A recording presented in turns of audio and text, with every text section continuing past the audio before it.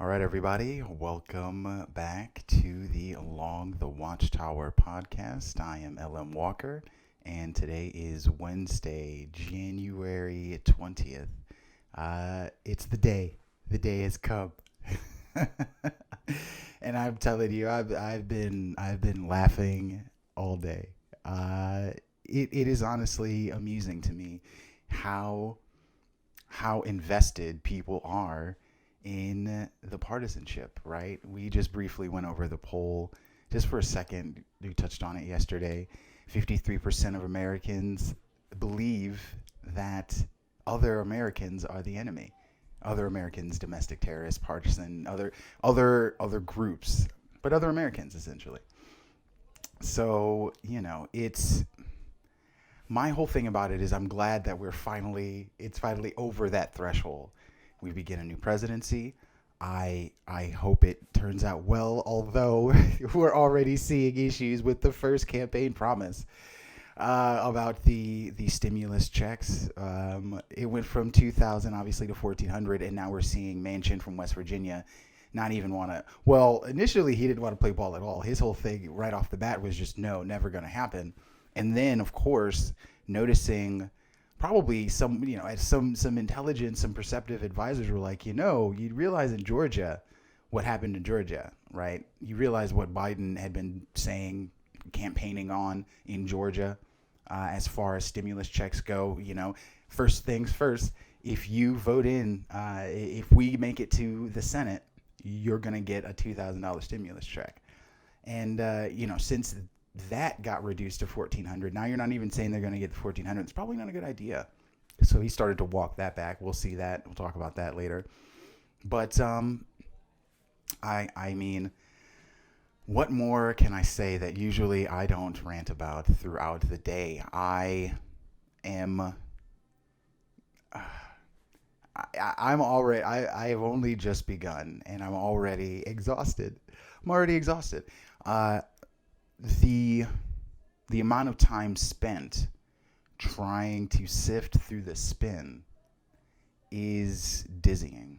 But we're gonna keep this monologue short. There's a lot to get through, obviously, because I didn't get through most of it yesterday. You know how this goes. There's a lot going on. But without further ado, let's get to it. Please like, share, and subscribe if you like what I'm doing, obviously. And if not, you're welcome to comment and explain to me why, and we can have a dialogue. That's always the objective. So, yeah, what we have here, as usual, I have it set up in in a way that's related to each other. The articles are running kind of a timeline. So right at the end, right at the tail end, right? Trump's pardoning a bunch of people. It seems it's over 100. Like his last pardon, his last clemency spree was of 144 people, other than the people he'd been granting clemency to beforehand. But right at the tail end, China sanctions Michael Pompeo and other Trump officials as his term ends. Reads the Mint. The officials listed were instrumental in shaping the Trump administration's more confrontational stance towards China. Oh, the hits just keep coming. Oh man, it is. I've been wondering this in the last year. What life would be like for a person that despised. China imposed sanctions on former Secretary of State Mike Pompeo and other Trump administration officials, even as Joe Biden was being inaugurated as president, saying they had made crazy moves that harmed U.S. China ties. As if China doesn't make crazy. Oh, seriously, it's the audacity. Also on the list of 28 people being sanctioned were former National Security Advisor Robert O'Brien and his deputy Matt Pottinger, Trade Advisor Peter Navarro, and U.S. Ambassador to the United Nations Kelly Craft, according to a statement issued by China's foreign ministry as the inauguration was taking place. They and their families will be banned from entering China, Hong Kong, or Macau, or doing business with China. It's interesting. I don't think I've ever heard of China sanctioning anybody. It's always China or a Chinese company, which just always comes back to the Chinese party, being sanctioned. But so that happens just as a last like slap on the ass out the door. But then, Donald Trump grants clemency to 144 people, not himself or family members. I guess we can be thankful for little things in his final hours. And none of them are the simplest of clemencies he could grant, the most justifiable: Julian Assange and Edward Snowden. And that's the irony about all this. That's the ultimate, like, you would think as a Trumper, right? You hear words like, "Oh, we're going to drain the swamp" and things like that. And someone like Assange, who through WikiLeaks were able to provide direct, direct information regarding illegalities being committed, and Edward Snowden, right, talking about illegalities domestically and abroad. The two form a picture about an administration that did not concern itself with the rule of law or really the value of human life and privacy. And they are punished to the utmost, despised, called traitors, and expatriated from their own countries. And you would think, as part of this drain the swamp ideology, mindset, that you would want to push for their freedom. But that's something that you never hear or see from these people. Just more insult to injury, more, just to give you the idea of how bizarre most all of this is. But USA Today reads, Donald Trump, who has repeatedly used clemency authority as a political tool rather than an act of mercy, issued a final wave of pardons and commutations during his final hours. The mix of beneficiaries include former strategist Steve Bannon, who for the last 3 years, I think, actually, has done nothing but try and slander and just I don't understand it. None of it makes sense. Well, actually, it makes sense from the perspective of money and favors.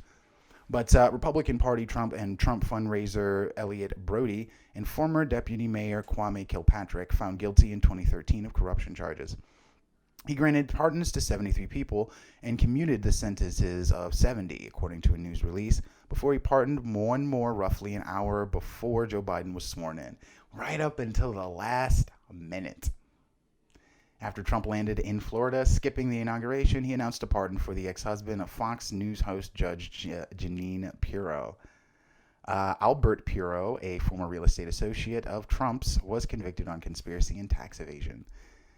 And it just, yeah, you know. So he goes through and basically pardons a bunch of his crony, corrupt friends. And then Biden takes place. Biden is inaugurated. Biden takes sweeping day one action on energy, climate, and immigration. So Biden begins his presidency with signing 15 executive orders. Let's read about them, or some of them, I think. Biden on Wednesday began signing 15 executive orders addressing the coronavirus pandemic, climate change, and racial inequality, undoing some policies put in place by his predecessor. The actions, fulfilling his promise to move quickly on day one of his presidency, initiate the process of the United States rejoining the Paris Climate Accord and include the revocation of the presidential permit granted for the controversial Keystone Pipeline. That's a big thing. The steps Biden is taking will end a travel ban put in place on some majority Muslim countries. He's also calling upon his administration to strengthen the DACA program for immigrants brought into the United States as children. The new president is also ordering the wearing of masks and social distancing in all federal buildings. And that's in tandem. So people think that it's a mask mandate in general. It's only on federal property and on all federal lands, and is ending a national emergency declaration that was the basis for diverting some federal funds to build a wall along the U.S.-Mexico border, part of which is Steve Bannon's clemency, because he had raised something like $2 million for funding the wall personally through this group, and then just took the money and ran off. They also didn't seem to mention the European travel ban that Trump was trying to lift. I think we talked about that yesterday, and so Biden is going to extend that. He also takes control of the Twitter account. There's this whole thing about the Twitter account. Well, see, the whole thing about the Twitter account is about the Silicon left and censorship and the idea of good faith moderation.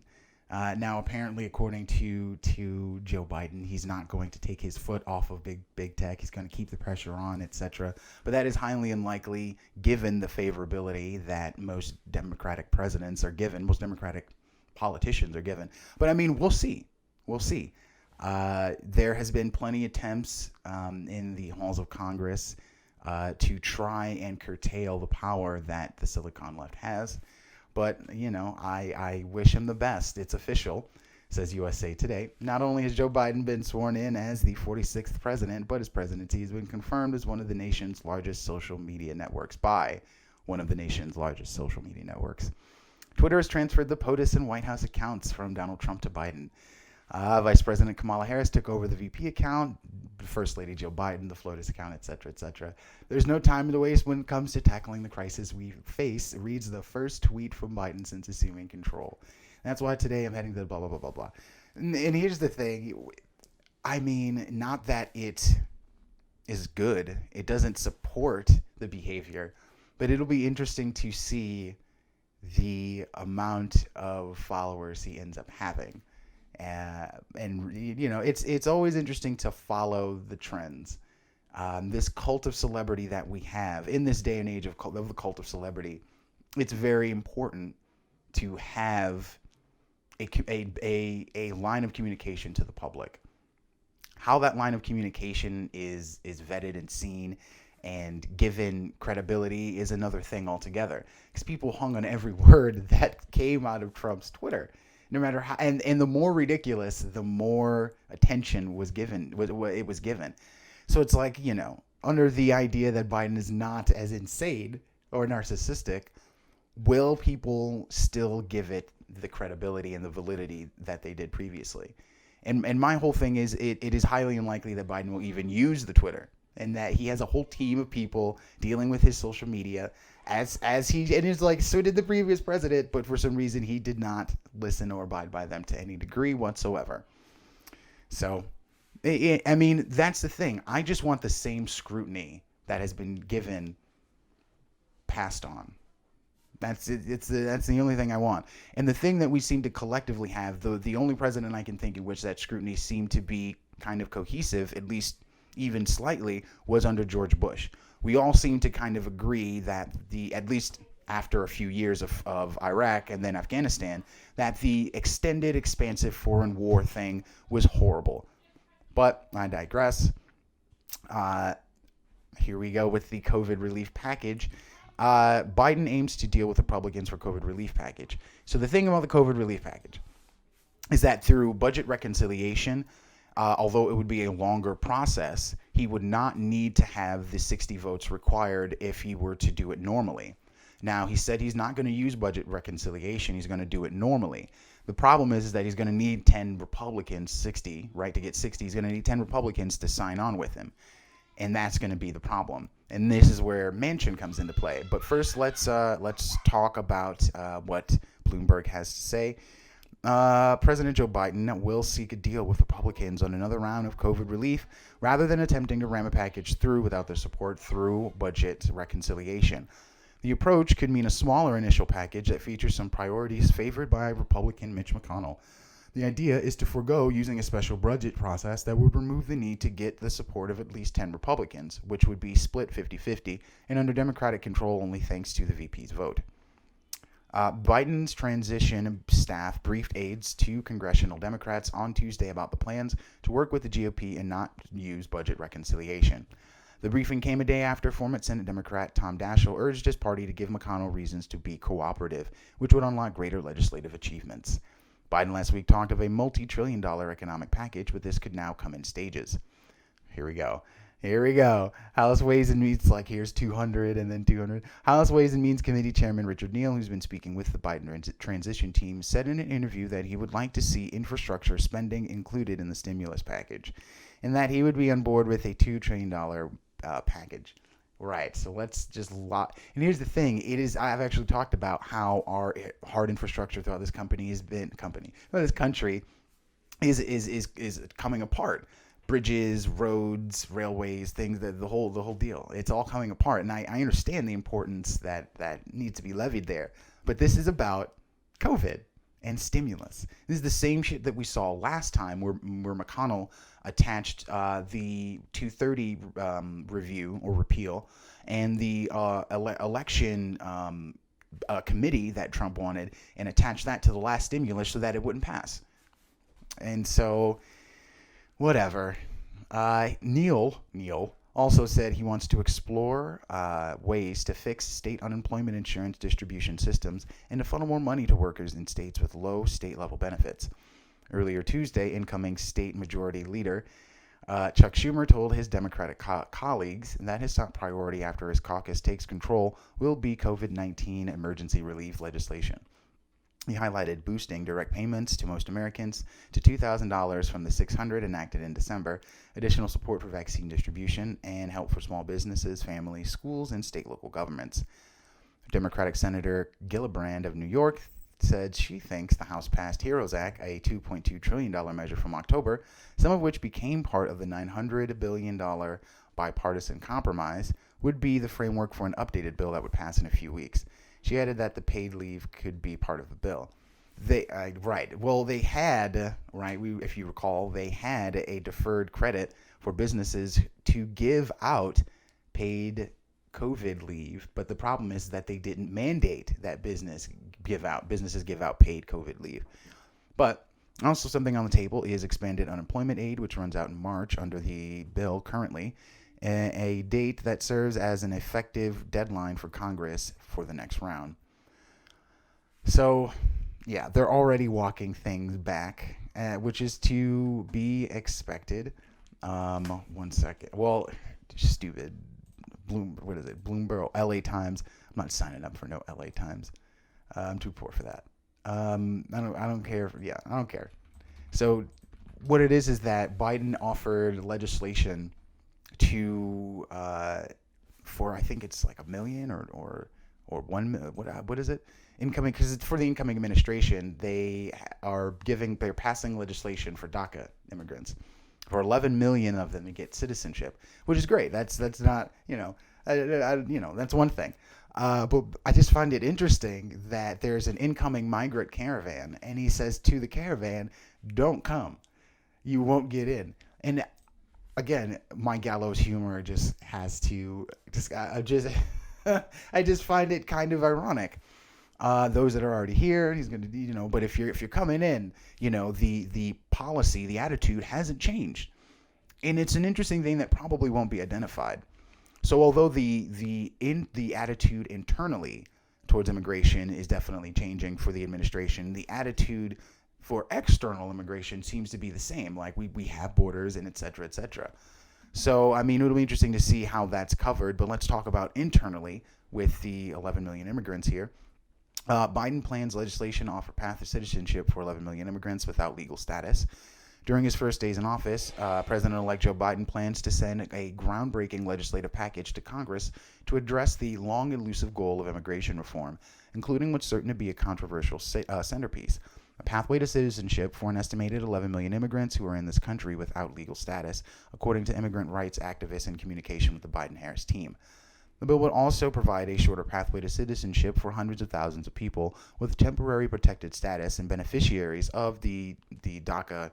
And what's interesting is DACA is technically not legislation, but beneficiaries, because it's like a memo that created a policy. But the beneficiaries of the Deferred Action for Childhood Arrivals memo, because you notice in the article, it doesn't say that it's an act or legislation. It just says beneficiaries of Deferred Action for Childhood Arrivals who were brought to the U.S. as children, and probably also for certain frontline essential workers, vast numbers of whom are immigrants. In a significant departure from many previous immigration bills, both Democrat and Republican administrations, the proposed legislation would not contain any provisions directly linking to an expansion of immigration with stepped-up enforcement and security measures. Both Biden and VP Kamala Harris have said their legislative proposal would include a pathway to citizenship for millions of immigrants in the U.S. without legal status. And the Times has confirmed the bold opening salvo that the new administration plans in its first days doesn't include the security-first political concessions of past efforts. No, and that's the thing. Okay, there's a certain point of no return in an issue where trying to do both review and containment doesn't work, right? You can either do containment and enforcement, or you can do review, get it back to a manageable point, and then you can go back to containment and enforcement. I'm all for borders. That's an entirely different issue from trying to simultaneously create borders while complaining about the issue internally. That's why it's definitely, for me at least, a split issue of internal and external immigration.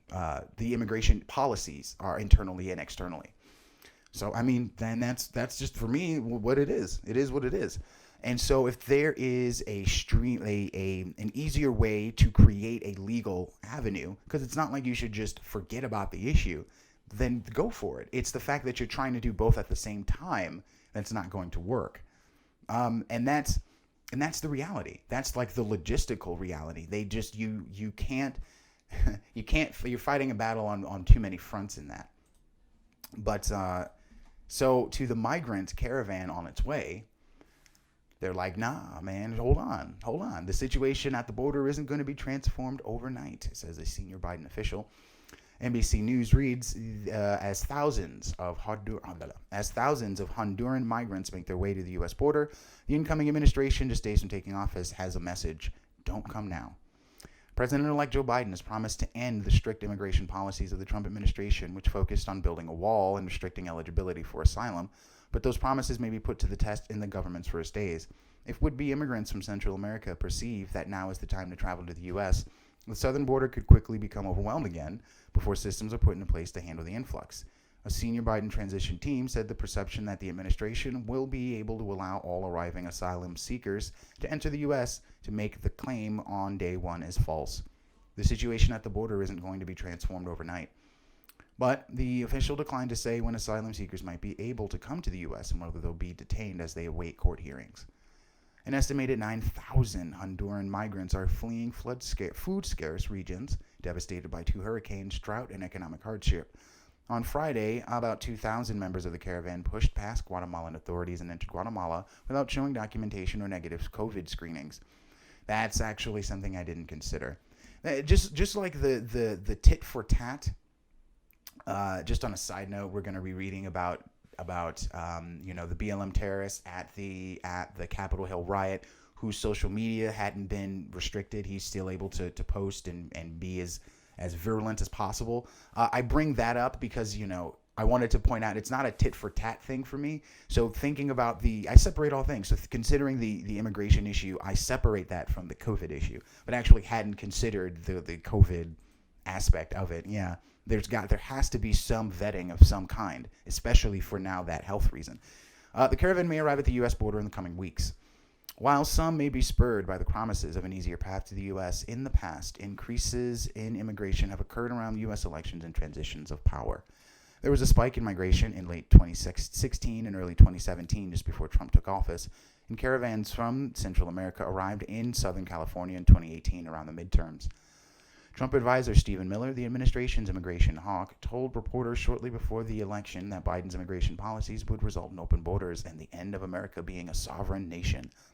Prior to the recent caravan, there were already tens of thousands of migrants who had stopped at the U.S. border, who had been stopped at the border by the Trump administration and told to wait until their court dates in Mexico to present asylum cases. Many had given up and returned south, but thousands remain in poor conditions in northern Mexico, waiting to enter the U.S. And so, in a situation where we as a country are desperate and poor and can't manage our own finances, and 14 million people have lost their health insurance because they've lost their job, and 40% of the jobs that we've seen lost in the last year aren't going to be returning, and 1 million people, it's like 700,000 to 1 million people every month are filing for unemployment, and we can't even get $2,000 in our pocket. It's unfortunate, but now we're in a desperate situation, and there's nowhere for us to go. It is bizarre, and we are slowly becoming in places a situation that I don't mean to sound hyperbolic, but kind of reminds me of Escape to LA at times. Escape from LA, excuse me. There are certain times where you see the post-apocalypse kind of pop up, and you're like, wow, this is what it looks like in real time. But Manchin, back here. We're still 10 years from a possible apocalypse, I think, or a possible post-apocalyptic landscape. Still about a decade from that possibility, if we're good to go down that road. So now back here in the present, in reality, talking about Joe Manchin. King Manchin, cigar on Rising. You know, Rising's my show. Cigar and Crystal Ball.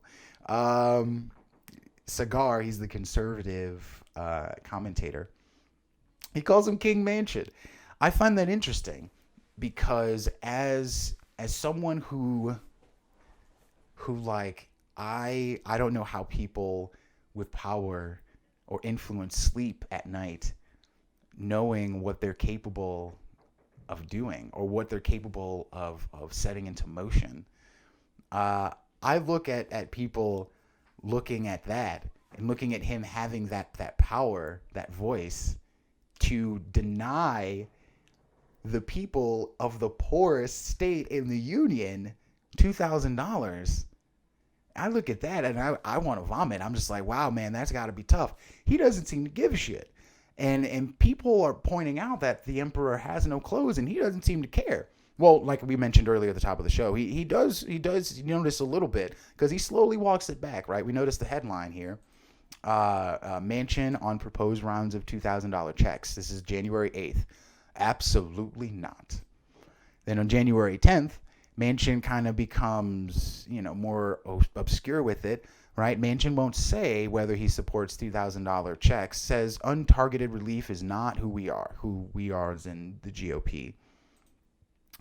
So now, here on the 19th, right, here we are 11 days after he first said absolutely not.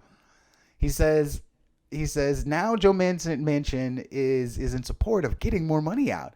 He definitely wants to get more money out. Like that's something that's on his mind. It's like, yeah, Joe, that's what gets people elected. That's what got your Democrats elected. That's what got it's Warnock. Got it. I remembered everyone. Yes. That's what got Reverend Raphael Warnock, and crap, I forgot the other person. Because it was Loeffler and Perdue. Was it Loeffler? Yeah, Loeffler and Perdue and Warnock elected. Okay, that's what got you elected. Yes, I am Democrat. Because these people are all trash to me. Ossoff, that's his name. I would never have remembered that. So it was Perdue and Loeffler versus Warnock and Ossoff.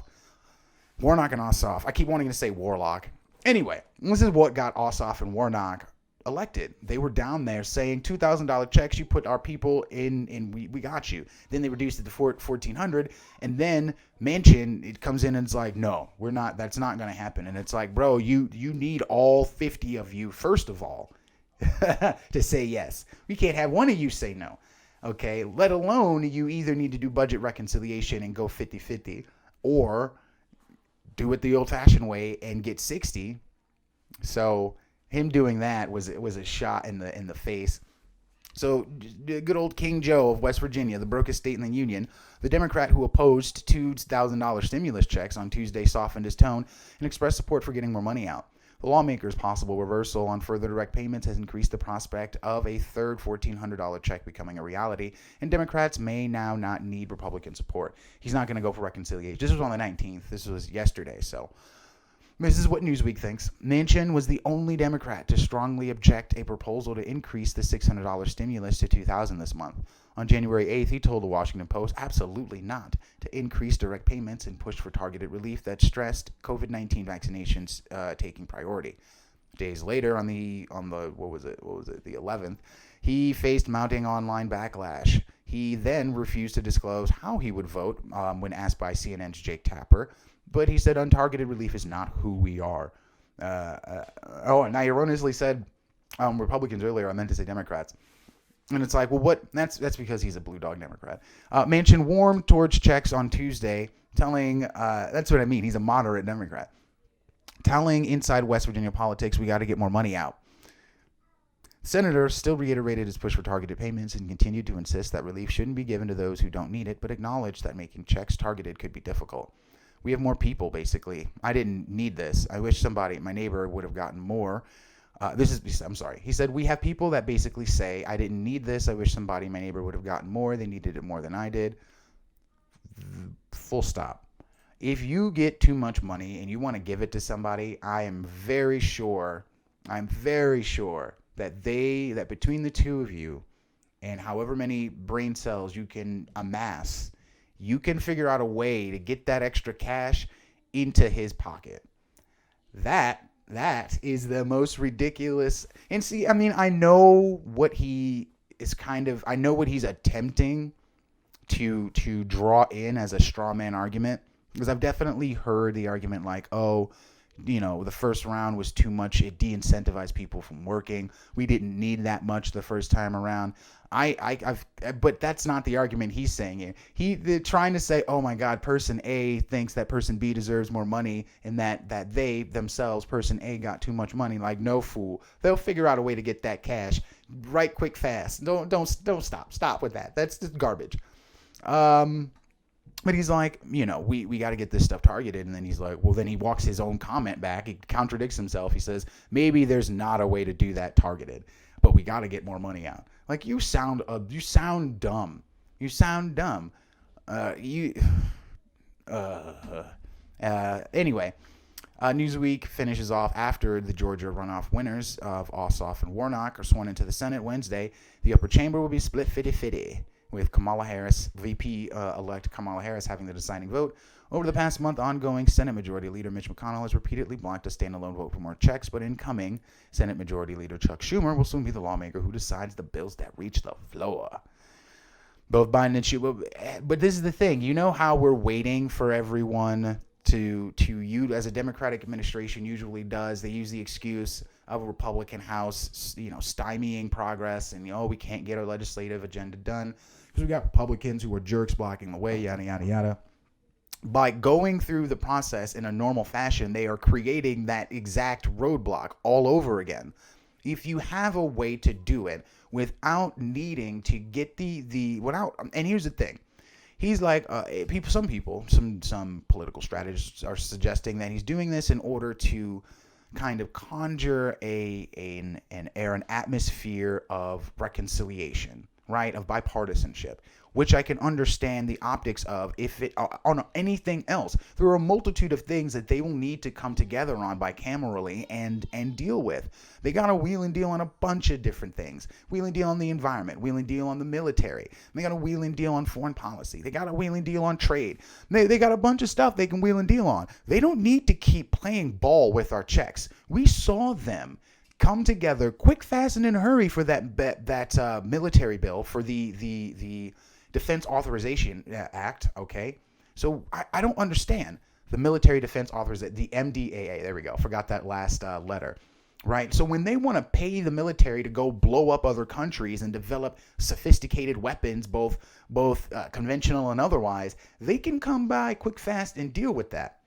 But when it comes to putting money in the pockets of people who have lost their jobs, who have lost their health care, which is like insult to injury, to lose your job, then your health care, then your home, and then to have these guys arguing on the Hill over how much money you get because it may give political goodwill to someone they don't like. Garbage. And now the Biden administration's first thing they're going to do, one of the first things, they're doing many things, some of which I actually approve of and are good.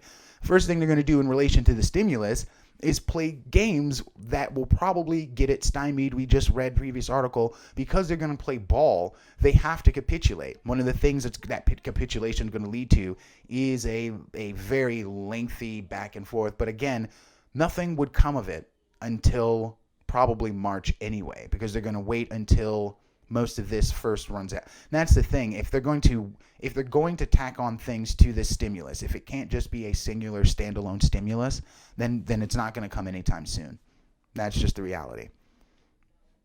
Schumer said some crap about impeaching the president. Nobody cares about. So now we have reached the middle of the show. Still got a lot to go for the viewers. If you can see, the viewers can see the itinerary, obviously not the listeners, but there's some like 30 some tabs, some here. I just always have just a ton of stuff I want to talk about. And what it is, one thing relates to another. And we always want to paint a picture here that gives you, as clear a scope an insight as possible into these particular topics, and hopefully, you become interested and go off and do your own investigation, own understanding. As always, please like, share, and subscribe if you like what I'm doing. Try to do the best I can here, but the AP reads, the FBI vetting guard troops in D.C. amid fears of insider attack. We read yesterday that 12 guardsmen were expelled, 2 for actually having ties to right-wing extremist groups, they said. So they were probably discharged, knowing that. But 10 simply were removed from D.C. for having what they called questionable behavior. Not objectionable, questionable. I was talking to someone today, and it's like, what does that mean? Does that mean that they were like, I don't know, were they caught like masturbating or something? Like, what does that mean, questionable behavior? But anyway, I digress. AP reads, U.S. defense officials say they're worried about an insider attack or other threat from service members involved in securing President-elect Joe Biden's inauguration. Mind you, this was the 18th. It is the 20th. It is the day of the inauguration. It's about 8:30. Nothing's happened. So we got 25,000 National Guardsmen there for nothing. We read about groups, so-called, or a group. First it was a group. And then they said groups, and now they're worried about the inside job from the National Guard. But they said, they're planning riots at 50 capitals, in all 50 capitals. Security theater. Again, I keep telling you, this reminds me of the post 9/11 reaction. But to continue, the massive undertaking reflects the extraordinary security concerns that have gripped Washington following the insurrection. They actually don't say much about the actual investigation or reasoning into believing that. Okay, here we go. So about 25,000 guards are there. Multiple officials said the process began as they first arrived more than a week ago, because first it started as a response to the Capitol Hill riot. They got about 6,500, and then it kept ramping it up. They said it is slated to be complete by Wednesday, today. Several officials discussed military planning on condition of anonymity. The question is that all of them? Are there others? We need to be conscious of it, and we need to put out all of the mechanisms in place to thoroughly vet these men and women. I'm just looking here briefly for a second. Okay. In a situation like this one, FBI vetting would involve running people's names through databases and watch lists. Insider threats have been a persistent law enforcement priority in the years after September 11th. Yeah, they don't really. So the insider, they don't really actually. I don't even think they really talk about the 2 guardsmen that were expelled. Yeah, this is just. Anyway, because I saw that and I read the first paragraph and I was like, oh, okay, I wonder what it is. And I should have known. Of course, they don't have anything. They take the thinnest of threads and try to dramatize it as much as possible. But fine, that's news. We read it, we cover it, it's covered. Sigh. Proud Boys. God, here we go. Proud Boys organizer Joseph Biggs charged in Capitol Hill riots, in deadly Capitol Hill riots. Now, I'm surprised there hasn't been a Proud Boys member charged sooner. Right, the Fraternal Order of Alt Knights folk, and Kyle Chapman, I believe is his name, right? The outspoken white supremacist who led the military arm of the Proud Boys, militant arm of the Proud Boys, who self-admittedly talked about how the majority of the violence committed by the Proud Boys was from that sect. I wonder if this guy was a part of that group. I like distinction. But again, as I always say, I like distinction, but reality is reality. Like, bro, if you have a militant white supremacist arm of your organization, you by proxy, like, that does it, you white supremacist group, dog. Like, I understand that you yourself may not espouse white supremacist rhetoric and may not hold those ideals, but then you have to question the validity of a group, that affiliates with an organization that is white supremacist. Mike, this is what I was saying about violence. Mike, sure, you may be espousing the same messages, but I have to then question you if you affiliate with a group that's violent. A self-described organizer for the Proud Boys, reads USA Today, an extremist group with ties to white nationalism. See, there you go. There you go. Now, that's the thing about by proxy, because you affiliate with a white nationalist group, they have to assume by proxy you're an extremist group too. Whoopsies. That's the thing. They don't call the I actually definitely respect this phrasing. They don't call the Proud Boys white nationalists or racist. They call them an extremist group, which is questionable. But I understand, like, it's by proxy through relation. If you fuck with crazy people, I have to presume you're crazy, because only crazy people mess with crazy people. That's the presumption. Only like-minded groups affiliate. If you're not a racist group, just off the top, right? And we can talk into detail anymore. But if you're not a racist or racist group, you wouldn't affiliate with racist or racist group. That just like kind of goes hand in hand, I feel like. So I dig the description. An extremist group with ties to white nationalism. Like, hey, bro, all you got to do is separate yourself from the group. They won't have any leeway to say that. But anyway, I digress. Was charged Wednesday. This fool was charged Wednesday in connection with the deadly Capitol riots, where federal authorities said Joe Biggs was allegedly encouraging fellow extremists.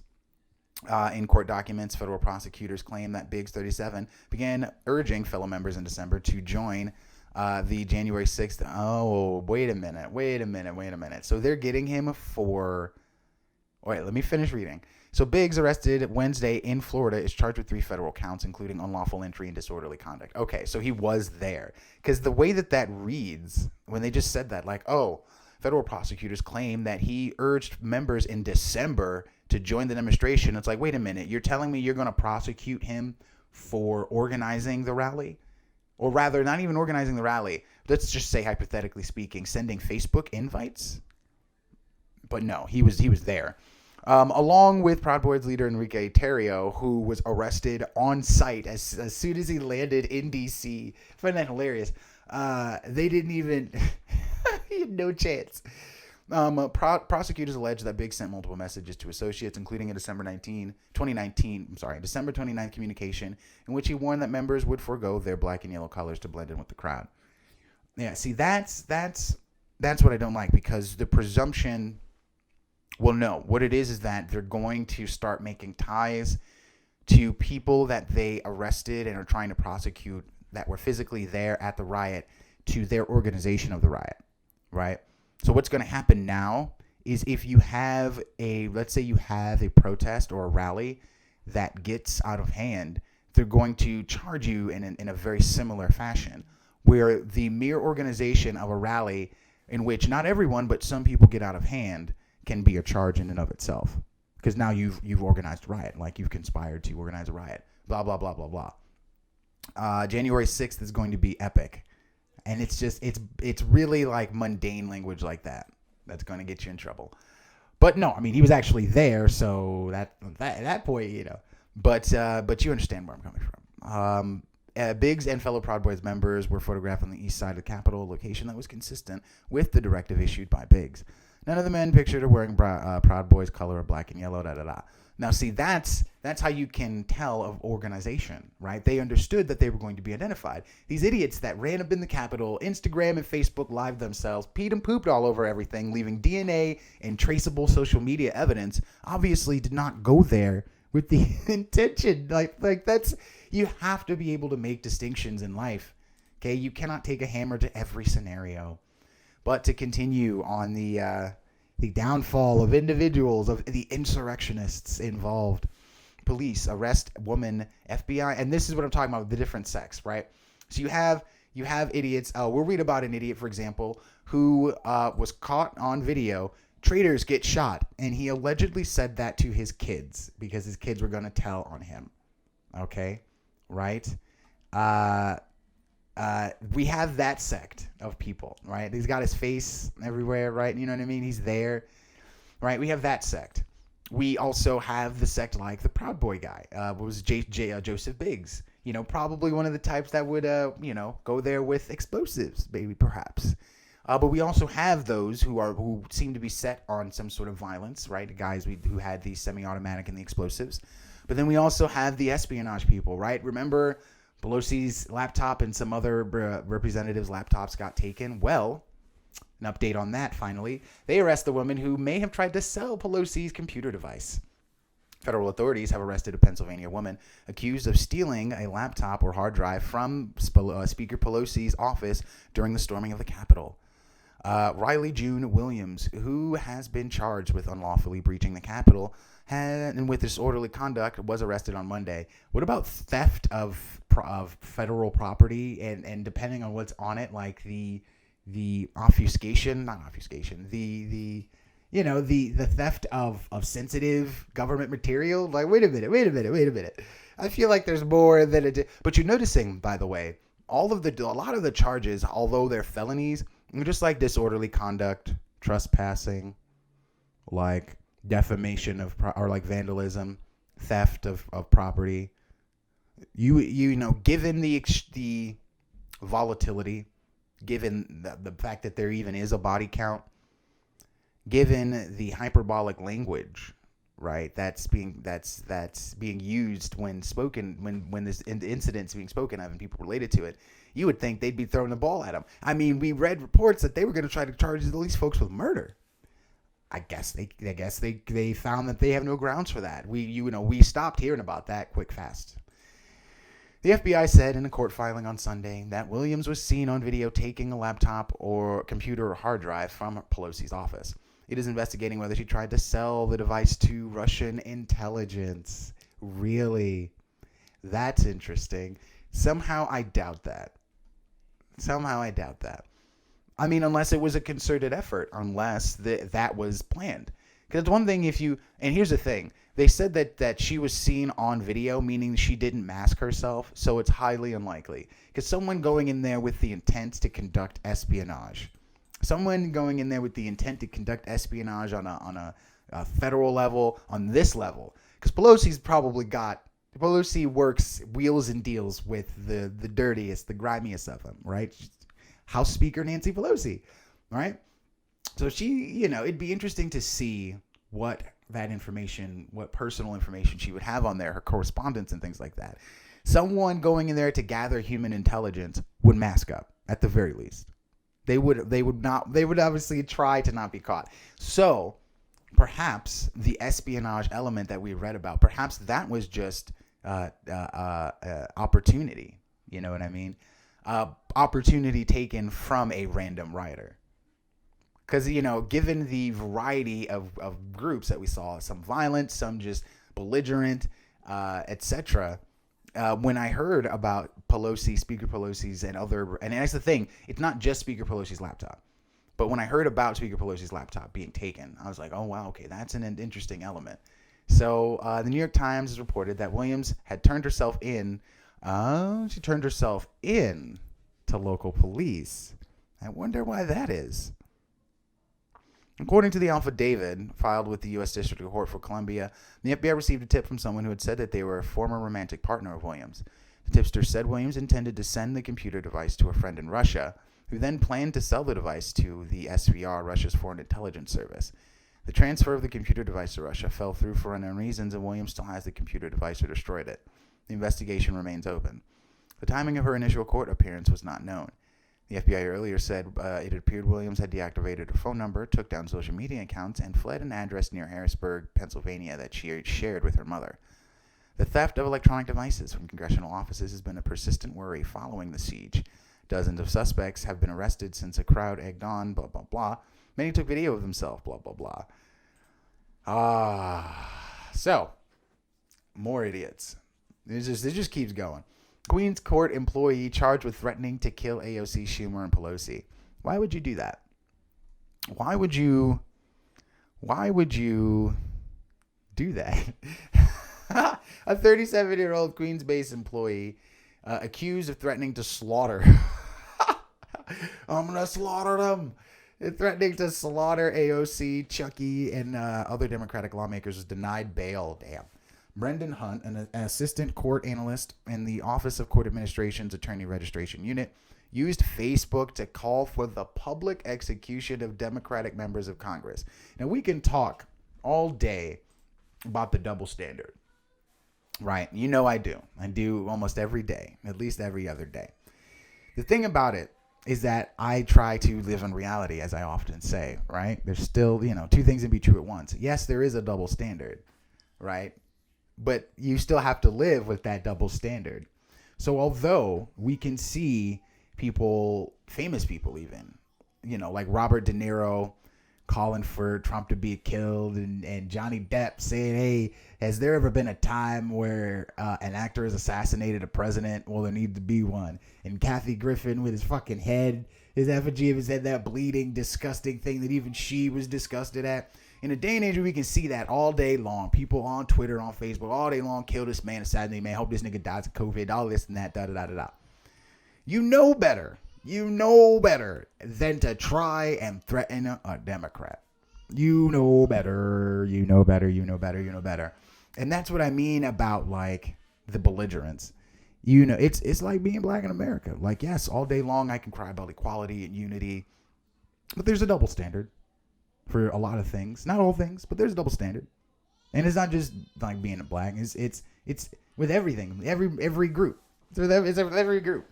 Like, there's double standards with everything, really, in life. And this is just another one of them. Right? And that's our reality. And we need to understand that. Not only is it really not appropriate to call for violence against anybody, let alone a politician, but it's not intelligent. That ain't smart, man. He called for the public execution and slaughter of Democratic members of Congress. The agents arrested at his home on Gates Avenue. Trump, we want actual revenge on Democrats, meaning we want you to hold a public execution of Pelosi, AOC, Schumer, etc. And if you don't do it, the citizenry will. We're not voting in another rigged election. Start up the firing squads, mow down these commies, and let's take America back. He wrote on Facebook December 6th under the alias X-Ray Ultra. What? Hunt lives in Ridgewood and worked out of OCA's offices on Beaver Street. His extremist friends continue on his personal website and other social media platforms, including Parler and the video sharing site BitChute, spurring on investigation by federal authorities. Assistant U.S. Attorney David Kessler detailed a chilling series of calls for direct violence against members of Congress. 2 days after far-right Hunt posted an 88-second video on BitChute urging followers to kill your senators. This is what I mean. You're calling for direct violence. This isn't something I'd be like, oh, well, this is a free. It's like, no, he's calling for direct violence and the murder of people. No, you lose. The complaint states you kill your senator. His website and video sharing account, threaded with bizarre conspiracy theories and anti-Semitic content, were still active. Why is this still active? This is what I'm saying about good faith moderation. This is an account that should be moderated and taken down. Why is it left up? Right? Unbelievable. So then there's another guy, Staten Island man, busted for his role in the Capitol riot, sprung on $250K bail. Former Fashion Institute. This is one of the guys that live streamed himself. Is this a guy? I'm sorry. Yes, I guess. Nicholas was let out in $250,000. Nicholas Moncada appeared in Brooklyn federal court for the brief hearing on his arrest on one count each of knowingly entering a restricted building. Wait a minute, they let people in. It's not a restricted building. You can walk into the Capitol building. And violent entry, that's one thing, and disorderly conduct. But that's what I mean. You're getting these people on basic shit, but they still have exorbitant bails. It's interesting why the bail would be exorbitant. I highly doubt that he's a flight risk. Excuse me. Yeah, that's it. Like, it is exorbitantly high, and his family members co-signed the bail secured by his mom's Staten Island home. Ouch. So now to this guy, one of the Capitol rioters. Traitors get shot. Alleged threat to his kids. Now this is TMZ. Yeah.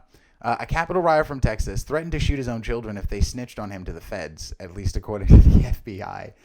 According to his wife, Guy Reffitt told his son and daughter, if you turn me in, you're a traitor, and you know what happens to traitors.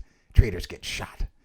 And it's all spelled out in an affidavit signed by FBI Special Agent Thomas Ryan.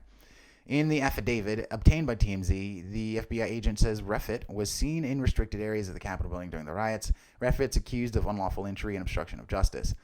The threats didn't stop there, according to the feds. He told his daughter he would put a bullet through her phone if she told her friends Dad was at the Capitol. Oh, man.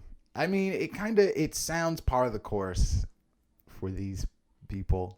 And I hate saying things like that, right?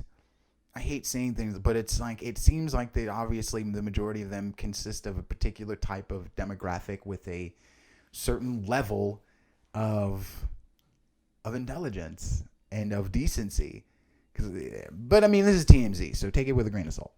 Images of Refrit from the insurrection show would appear to be a camera on his head, and they said that he admitted to his son he stormed the Capitol and told his family he had to scrub the GoPro footage from the 6th because the FBI was on to him. The guy's wife told the feds he's a member of a right-wing militia group, the Three Percenters, adding she didn't believe he would follow through with his alleged threats and was more disturbed by his extreme rhetoric. The feds say Refit told agents he was at the Capitol but didn't go inside the building. Your family snitched on you, bro. And that's because you looked at your family and said, I'm going to murder you. I mean, that's, why would you do that? You've destroyed your family over Trump.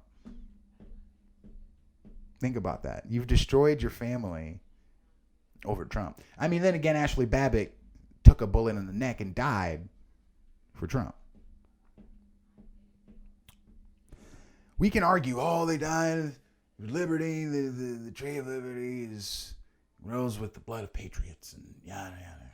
The thing about it is that you can convey an idea without violence. If you wanted to be effective, considering the fact that after you stormed the Capitol, let's say hypothetically you took it, then what? Did you actually think that you were going to seat a functional government illegally? That's not how this works. No, we were going to take over and commit a coup, and we were just going to run things from there. Are you kidding me? How do you have a couped junta America? Like you don't make sense. You don't make sense. Violence doesn't make sense as an effective means of political change because at the end of the day, you can't have a violent insurrection lead to an effectively democratic government. The two are antithetical to each other. Right?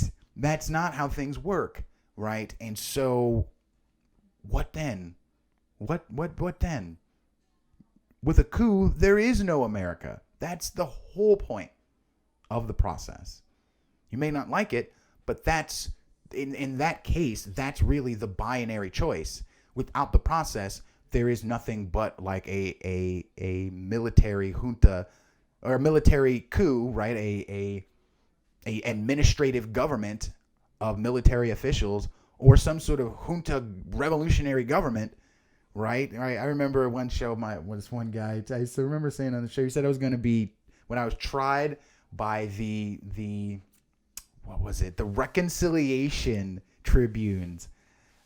That he would stand up for me. And it was like the fact that you're talking about Reconciliation Tribunes, like there's been some junta government installed after a communist uprising in Cambodia is exactly why I say the things that I say and have the position that I have.